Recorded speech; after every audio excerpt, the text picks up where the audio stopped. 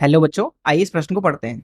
आदर्श ammeter का प्रतिरोध होता है। पहला ऑप्शन है शून्य, दूसरा ऑप्शन है बहुत कम, तीसरा ऑप्शन है बहुत अधिक, चौथा ऑप्शन है अनंत। आइए इस प्रश्न की मुख्य अवधारणा की चर्चा करें।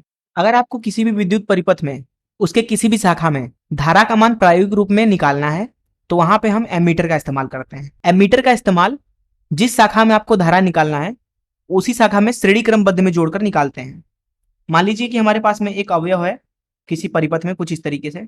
इसका प्रतिरोध हम आर मान लेते हैं। इसमें मान लेते हैं कि धारा आई प्रवाहित हो रही है तथा इसके दोनों तरफ हम ए और बी बिंदु ले लेते हैं। हम मान लेते हैं कि इस अवयव के दोनों तरफ जो विभवांतर है वो वी ए बी है। ऐसी स्थिति में जो प्रायोगिक रूप में हमें धारा का मान मिलना चाहिए वो मिलना चाहिए आई बराबर वी ए बी बटे आर। ये जो धारा है वो वास्तविक धारा है। अब हम क्या करते हैं कि इस धारा को प्रायोगिक रूप में नापने के लिए हम इस अवयव के साथ श्रेणी क्रमबद्ध में एमीटर को जोड़ देते हैं कुछ इस तरीके से। तो ये हमारा ए बिंदु है, ये हमारा बी बिंदु है, यहाँ पे यह अवयव है कुछ इस तरीके से जिसका प्रतिरोध आर है।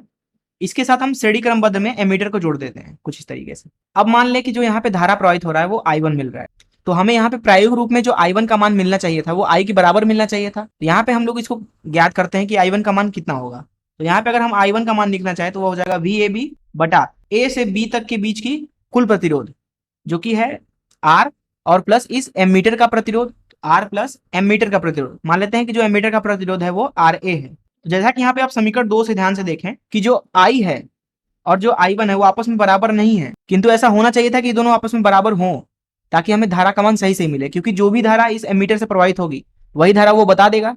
तो यहाँ पे प्रायोगिक रूप में हमने इसे लगाया था ए और बी के बीच की धारा नापने के लिए, जो कि आई नापना चाहिए था, लेकिन वो नाप रहा है I1 और I1 आई के बराबर नहीं है। इसका मतलब है कि हर एक एमीटर पूरी तरह से सही वास्तविक धारा को नहीं बता सकता है, उसमें कुछ न कुछ इरर अथवा गलती होगा ही। अब यहाँ पे आप देखें तो ये एमीटर की जो प्रतिरोध है उसकी वजह से यहाँ पे गलती आ रहा है। तो इस मुख्य उदाहरण का इस्तेमाल करके आइए इस प्रश्न को हल करें। तो यहाँ पे बात कर दी जा रही है आदर्श एमीटर की। तो जो आदर्श एमीटर होता है वो जो भी धारा का मान मापता है वो वास्तविक धारा के बराबर होती है, अर्थात मापी गई धारा बराबर होनी चाहिए वास्तविक धारा के। अब यहाँ पे जो मापी गई धारा है वो होती है VAB बटा R प्लस RA। RA जो है हमारा एमीटर का प्रतिरोध है। अब ये जो है वो बराबर होना चाहिए वास्तविक धारा के, जो कि आना चाहिए VAB बटा R के। ऐसी स्थिति में अगर यहाँ पे आप देखें तो जो RA का मान मिल रहा है यहाँ पे वो 0 के बराबर मिल रहा है, अर्थात एक एमीटर आदर्श एमीटर तभी बन सकता है जब उसका प्रतिरोध 0 के बराबर हो जाए।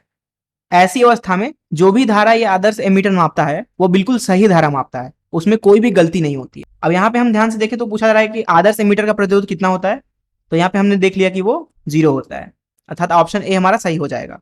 मैं आशा करता हूं कि आपको इस प्रश्न का हल जरूर समझ में आया होगा। धन्यवाद।